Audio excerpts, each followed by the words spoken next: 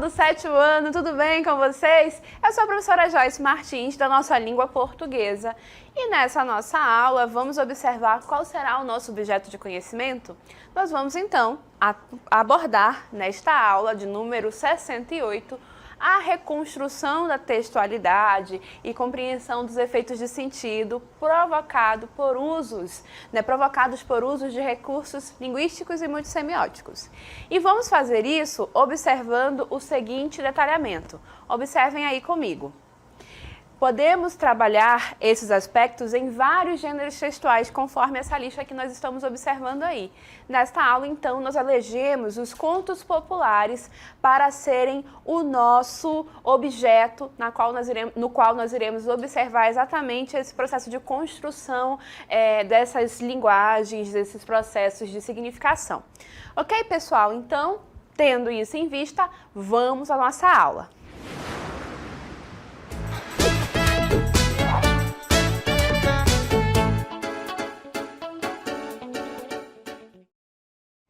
Então, pessoal, como eu falei, nós iremos trabalhar com o conceito de conto popular. E, como é o nosso hábito aqui, nós sempre fazemos o quê? Apresentamos conceitos que a gente já sabe, já conhece, para a partir deles nos apropriarmos de um novo conceito, de um novo, vamos dizer assim, de uma nova aprendizagem, correto? Então, aquilo que a gente já sabe e que a gente vai relacionar com o nosso novo conhecimento. Na cartela, nós temos aí.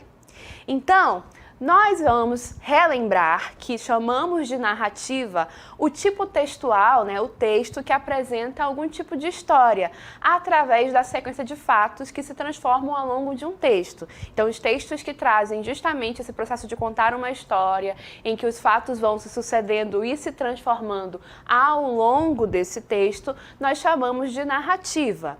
E a gente também aprendeu e já sabe que uma narrativa é composta por elementos, que são os personagens, o espaço, que é onde a história acontece, o tempo, que é quando essa história aconteceu, o enredo, que são as coisas que vão acontecendo, o desenrolar da história em si, e o narrador, que é a voz que conta os fatos para nós.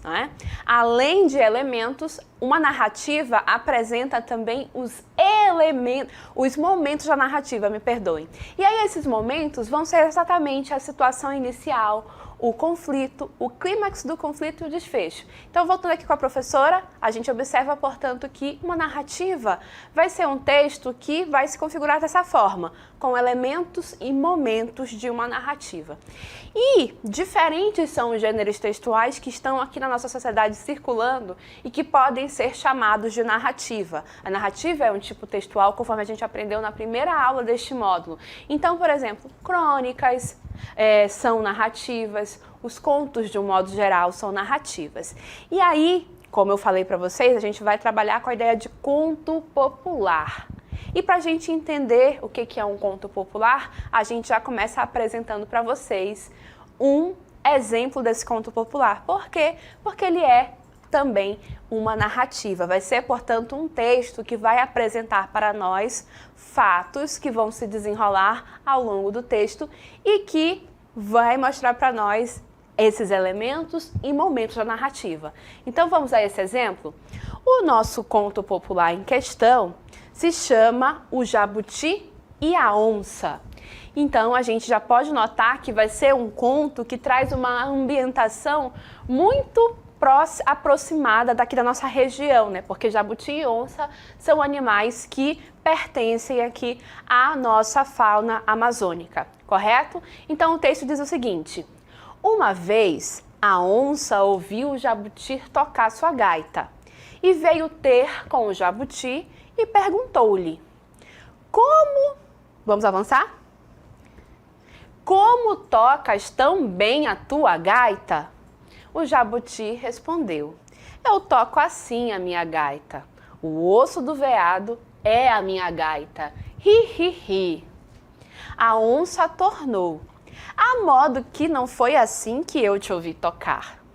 O jabuti respondeu: arreda-te mais para lá um pouco, de longe te há de parecer mais bonito. O jabuti procurou um buraco, pôs-se na soleira da porta e tocou na gaita.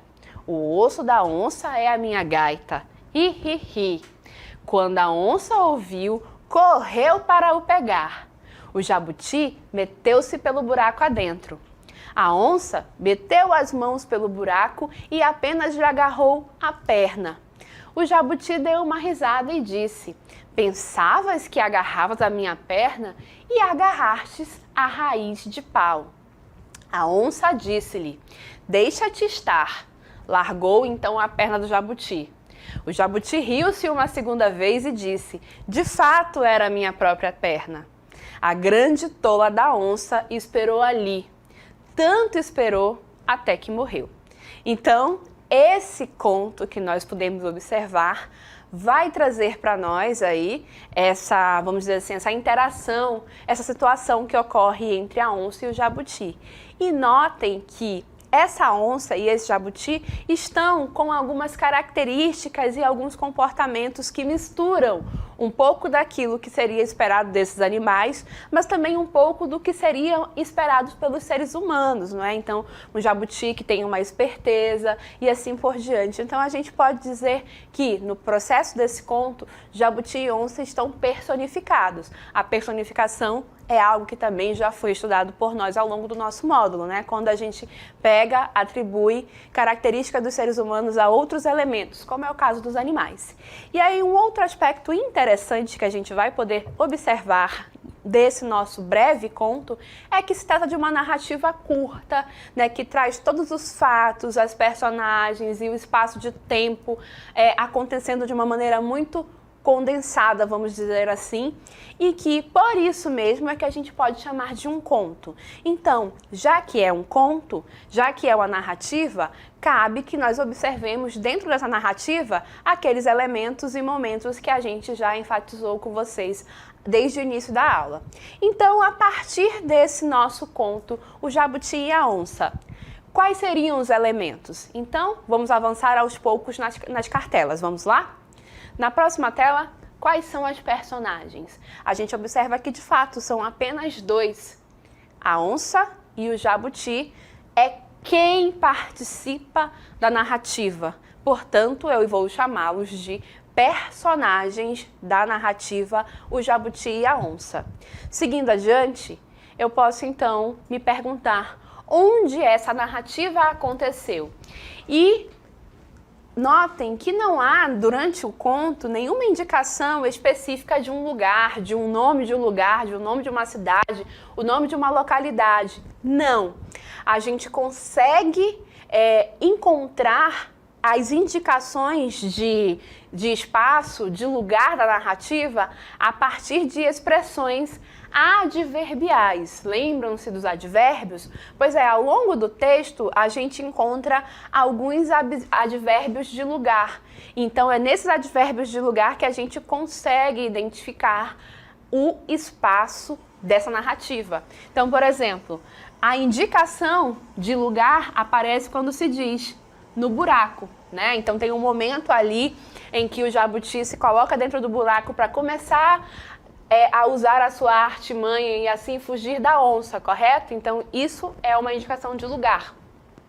Para além disso, a gente pode dizer que a floresta, né, um lugar indefinido, né, uma floresta indefinida, onde esses animais vão habitar, né? Nós sabemos que eles são animais selvagens, animais que habitam a selva e não os espaços mais urbanos. Até tem alguns, né, que aparecem, mas não é o habitat deles. Então a gente pode observar e já também afirmar que a história vai se passar exatamente em um espaço de floresta, de mata, de selva, indefinido. Por quê? Porque não foi na floresta tal, não tem o nome, a indicação exata. Por isso, então, que a gente coloca indefinido. Seguindo adiante, nós temos, então, o próximo elemento da narrativa para analisar a partir do conto Jabuti e a Onça. Então, o tempo. Assim como o espaço, também o tempo não é definido assim, hora do relógio, foi no dia 12 de outubro, por exemplo. Não tem uma indicação de data, hora, mês, ano, não é dessa forma. Então, mais uma vez, a gente recorre às expressões adverbiais. Se o espaço são as expressões adverbiais de lugar que me ajudam a identificar o espaço, em relação ao tempo, são as expressões adverbiais de tempo que me ajudam a identificar o tempo da narrativa. Tá bom, gente? Então, quando lá atrás, quando a gente estudou advérbios e locuções adverbiais, a gente está recuperando esse conhecimento aqui, porque eu preciso disso para identificar o tempo da narrativa, tá bom? E, então, ao ler o texto, a gente pode observar que aparece uma expressão assim, uma vez. Uma expressão muito parecida com aquelas, né, de contos de fada, que diz era uma vez, mas esse começa com uma vez. E esse uma vez nos mostra que é um tempo, existe um tempo em que as coisas se deram, as coisas aconteceram, mas é também um tempo indefinido, vamos colocar assim, tá bom? E isso é uma característica muito própria e muito forte dos contos populares. Os contos populares, eles apresentam esse aspecto aqui, de espaço e tempo indefinidos. Pode ter sido em lugares variados, em tempos variados, tá bom? Mais adiante a gente vai entender por que é assim, tá bom? Seguindo adiante, o enredo.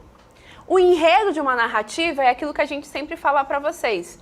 É contar de forma resumida, vamos colocar assim, aquilo que efetivamente aconteceu ao longo do texto, ao longo da história. Né? O que acontece na narrativa? Então, nessa narrativa, o jabuti e a onça tenta capturar o jabuti, o qual utiliza de sua esperteza para escapar dela. O jabuti tem êxito, mesmo sendo a onça um animal mais forte, pois ele utiliza a sabedoria e a sua esperteza. Então, de maneira geral, esse é o enredo desta narrativa. E falta ainda comentarmos um último elemento. Qual é o elemento que falta aqui nessa narrativa para que nós possamos comentar? O narrador. O narrador, lembrando, o narrador é a voz que fala dentro de uma narrativa. É aquele que conta a história para nós. E, de novo, não confundamos narrador com o autor da história. E nesse caso aqui, o narrador, ele é um narrador que participa da história como personagem ou é um narrador que estava ali apenas observando os fatos? No caso aqui, a gente não observou que o narrador se colocasse. O narrador estava, então, observando. Então, eu vou chamar o narrador de narrador observador ou narrador em terceira pessoa, porque ele fica ali observando os fatos que estão acontecendo e não participa deles, tá bom? Se fosse o contrário, se por exemplo fosse a onça ou o jabuti que estivesse contando também a história, eles participam da história, eles são os personagens, aí a gente teria narrador-personagem. Ok, pessoal? Seguindo nossas análises, agora nós passamos para os momentos da narrativa.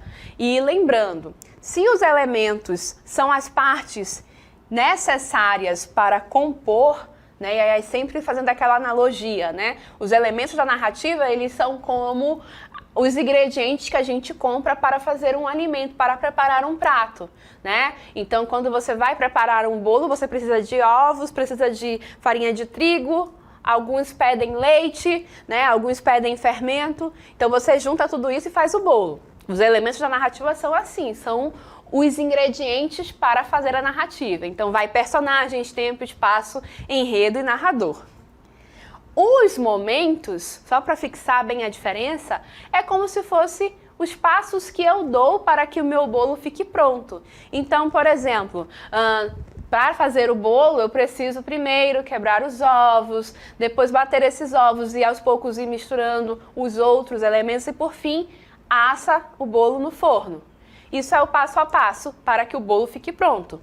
Da mesma maneira, para fazer uma narrativa, eu preciso seguir uma espécie de um passo a passo, porque senão a minha história não tem assim tanta graça, não é uma história que chama a atenção de alguém, que alguém queira ouvir, tá bom? Então, no caso do Jabuti e a Onça, quais são os momentos? O primeiro momento é a situação inicial.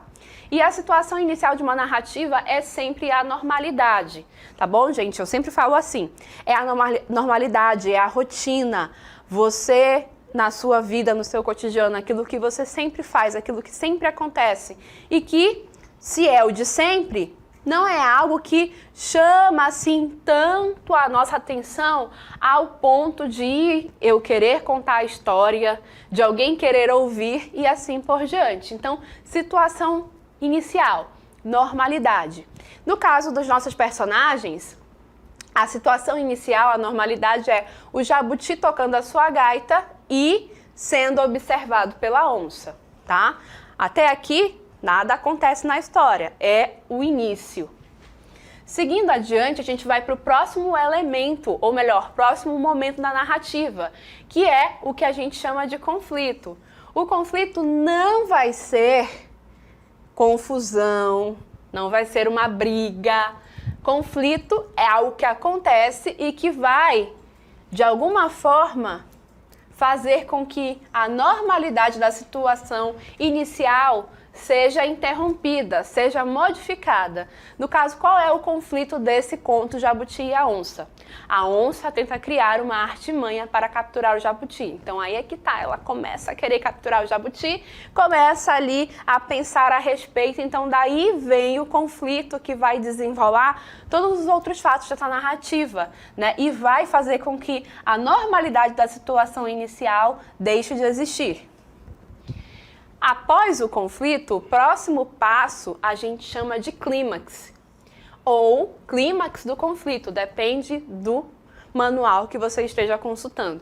Mas significa a mesma coisa, é o momento em que os fatos do conflito se tornam ainda mais intensos, né? Então as confusões que estão ali acontecendo se tornam ainda mais complicadas e também é um momento em que as coisas vão chegando bem próximas, bem perto de uma resolução. No caso do conto Jabuti e a Onça, qual é o momento em que o clímax acontece?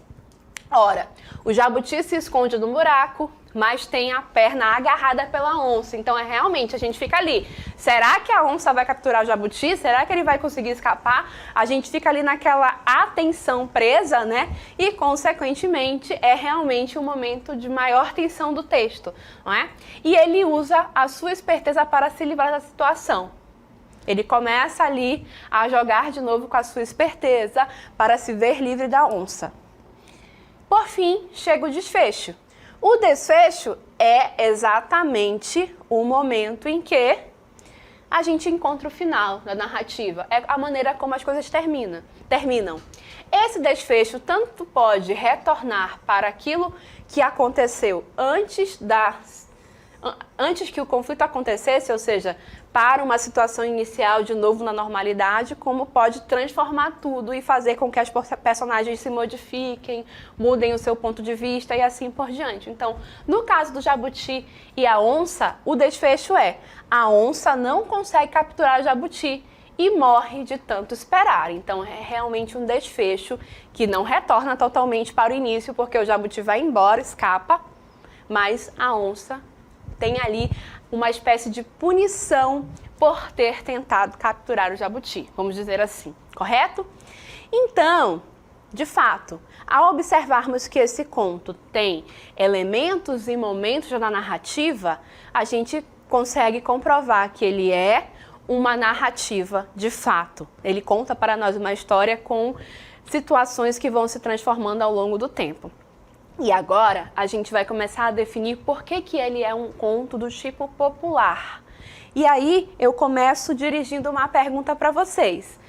Você já ouviu o dito popular que diz que quem conta um conto aumenta um ponto? É um dito popular que quer dizer mais ou menos que quem ouve uma história vai acabar reproduzindo mais adiante essa mesma história. Mas ao fazer isso, ele vai acabar modificando Ele não vai contar exatamente a história que ele ouviu. Isso porque ele ouviu, não leu. E ele vai contar da memória deles. E aí, por que eu estou contando isso para vocês? Porque isso, durante muito tempo, e há ainda algumas sociedades que assim o fazem, era comum e normal que as histórias não tivessem a sua forma de escrita registrada. Então, como é que as narrativas iam passando? Como é que as histórias iam avançando nas gerações? Assim, os mais velhos, que conheciam as histórias porque tinham ouvido dos seus pais, dos seus avós e assim por diante, continuavam mantendo a tradição e contavam as histórias para a próxima geração de pequenos. Não havia ainda o hábito de escrever as histórias, as narrativas, para que elas ficassem registradas. E assim, conforme o tempo ia passando, as histórias iam se modificando. Por quê? Por causa da memória, né? Às vezes eu esquecia um fato, aí às vezes o próximo que ia contar, contava um pouco diferente, ia modificando. E isso fazia, portanto, com que as histórias, sim, fossem contadas de geração para geração, mas tivessem mais de uma versão. E também fossem se modificando ao longo dos tempos. Um outro fato é que, por conta dessa natureza de que as histórias iam passando da maneira oral, sem um registro por escrito, é que ninguém sabe exatamente quem foi o primeiro que contou aquela história. Quem foi o primeiro que imaginou, que pensou aquela história. Daí a gente dizer que a autoria é desconhecida, né? Atualmente, eu digo assim, a partir de um certo tempo atrás, um pouco mais recente, né, pesquisadores começaram a pesquisar essas narrativas e, ao coletar essas narrativas na forma do oral, né, ali ouvindo das pessoas, começaram a escrever e a registrar o local onde eles coletaram. Então a gente sabe a origem, o povo, o lugar mais ou menos de onde aquela história veio, mas o autor original ninguém tem como saber, porque isso é uma característica do nosso conto popular. Então agora, seguindo com a nossa leitura, o ato de contar teve início junto com a civilização humana. Então, essa questão de contar histórias é algo que se faz desde que se tem notícia sobre a nossa organização social. As pessoas sempre contaram histórias reais ou inventadas pela sua criatividade. E a história criada pela criatividade a gente chama de fictícia, tá bom, gente? E essas histórias foram contadas oralmente ou através da escrita, mas a escrita vem depois, tá bom? Quando passou a existir e quando passou a ser hábito registrar por escrito as histórias. Seguindo adiante, além de utilizar uma linguagem simples, direta, acessível e dinâmica, o conto é a narração de um fato inusitado, mas possível. E aí é importante a gente observar o seguinte, que justamente porque os contos eles foram andando pela nossa humanidade, pela nossa sociedade, a partir desse processo oral, uma geração contando para a outra, a gente pode dizer que quando elas foram registradas na forma da escrita, ficou ali muito de marca de oralidade. Quem coletou e deixou marcas de oralidade registradas nessas coletas, né? E aí, agora que a gente já sabe um pouco do caminho do que é um conto popular, vamos avançar. O conto Jabuti e a Onça, que a gente leu desde o início dessa aula, é um conto popular de origem indígena, tá bom? E aí, nota o seguinte: ah, professora, eles contavam história só por contar? Só para distrair? Não. Muito do fato de se contar histórias tinha também o objetivo disso aqui, olha, de ensinar. Por meio dessas histórias, os mais velhos ensinavam aos mais novos como eles deveriam se comportar socialmente, como deveriam encarar os perigos da vida adulta. Então, o ato de contar histórias era também a maneira como se ensinava a próxima geração a se comportar. Então, esse texto, O Jabuti e a Onça, nos traz um ensinamento. E ele nos traz um ensinamento de que, mesmo quando estamos numa situação de inferioridade, podemos sempre contornar o problema se usarmos a inteligência. E aí, pessoal, é a partir desse aspecto de contar histórias que muita coisa era ensinada. E também, ao lermos esses contos e identificarmos a origem deles, né, ali o lugar, o espaço onde ele foi coletado, a gente pode também saber um pouco sobre os costumes do lugar, sobre a maneira como as pessoas do lugar se relacionam, que tipo de hábitos elas foram desenvolvendo e até um porquê desses hábitos, tá bom? E aí agora, que eu já disse para vocês que o conto Jabuti e a Onça é um conto popular, a gente vai avançar e vai observar as características de conto popular que a gente encontra em O Jabuti e a Onça. E esse quadro vai funcionar assim, tá, gente? A partir de agora, na parte da aula. De um lado do quadro eu tenho o que é uma característica de um conto popular e como é que essa característica está posta dentro do conto Jabuti e a Onça, tá certo? Então, assim vamos lá. Nos contos populares, de um modo geral, isso é uma característica do conto popular, há poucos personagens e geralmente esses personagens não apresentam um nome próprio, né? É sempre assim, um jabuti, uma onça, uma pessoa, um homem, uma mulher e assim por diante, que é exatamente o que nos mostra o conto O Jabuti e a Onça. Quantos personagens a gente tem? Somente 2. E eles não têm nome próprio. Como é que eles se chamam no texto, né? Como é que eles são referidos? Jabuti e onça, ou seja, o substantivo comum e não o substantivo próprio, né? Seguindo adiante. Um conto popular, gente, geralmente não apresenta informações sobre quando e onde os fatos aconteceram. É sempre aquela coisa indefinida, indeterminada. Por quê? Porque, como eu disse, é uma história que foi passando de geração em geração, desde há muito tempo. Ninguém sabe quem foi o primeiro que contou essa história. Então, já que foi passando de geração em geração, não tem como definir data. A história vai com o tempo perdendo essa marcação temporal definida e precisa e perdendo também essa marcação de tempo definida e precisa, porque ela vai passando ao longo dos anos, dos pais para os filhos e para os netos e assim por diante, né? Então é por isso que quando a gente está diante de um conto popular, a gente não encontra data, hora, dia, mês, enfim, é sempre uma expressão adverbial que vai me ajudar a marcar esses aspectos, né? Então, no conto Jabuti e a Onça, é o que a gente tem.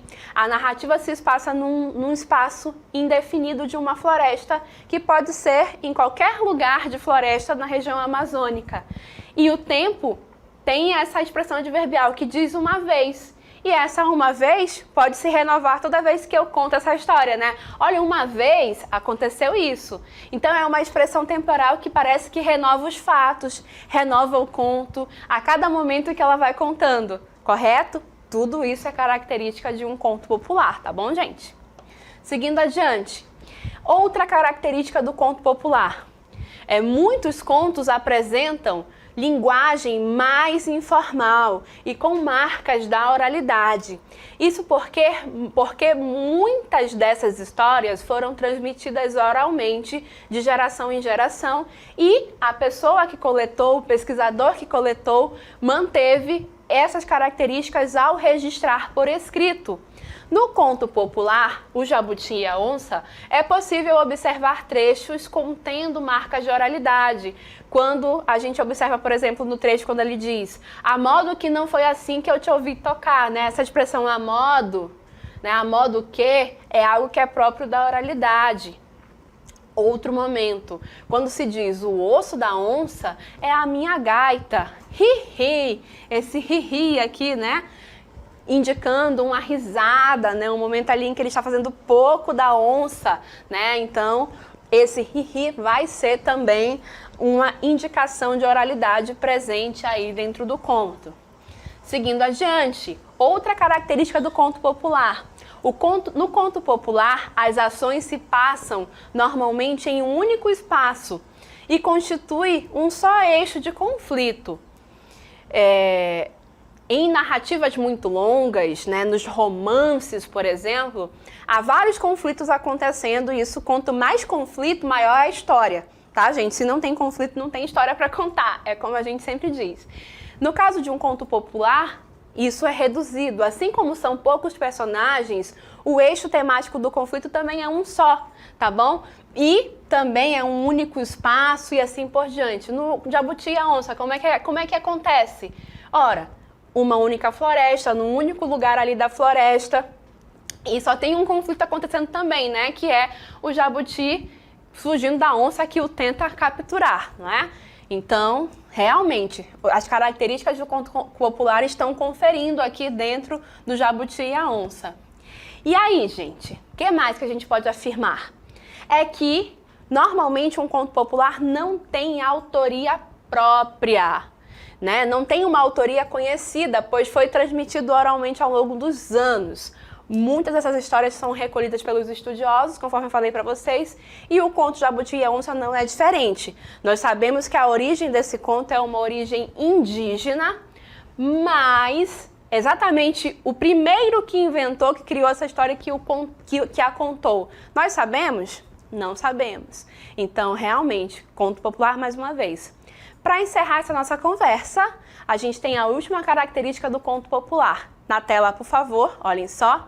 Então, o conto popular tem diferentes intenções, tá bom? Em alguns momentos pretendem educar o ouvinte, em outros querem divertir ou sugerir uma reflexão sobre uma situação, como os valores sociais que devem ser ensinados aos mais jovens, né? E que são próprios de cada época.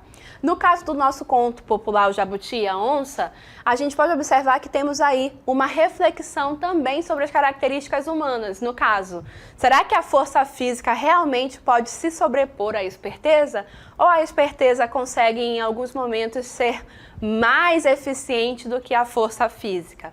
Além disso, a questão da esperteza, do raciocínio, do jogo de cintura para escapar de situações complicadas, também está presente aí. Então, nesse caso, a gente observa uma intenção pedagógica de ensinar os mais jovens a se comportar diante de uma situação difícil. A sua aula continua no próximo vídeo.